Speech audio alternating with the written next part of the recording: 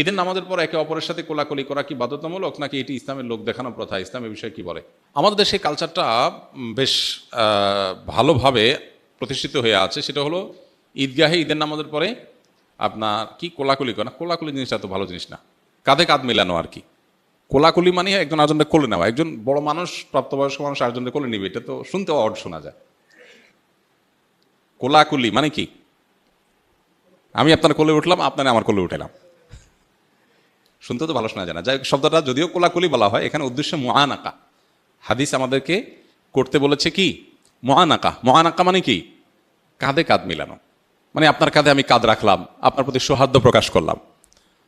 আমাদের দেশে বলে আসেন বুকটা মিলাইনি। শরীয়ত আসলে বুক মিলাইতে বলে না, কি মিলাইতে বলে? কাঁধ মিলাইতে বলে। শরীয়ত বলছে কাঁধ মিলাইতে, আমরা মিলাই বুক। শরীয়ত বলছে কাঁধে কাঁধ মিলাইতে, আমরা বলি কোলাকুলি।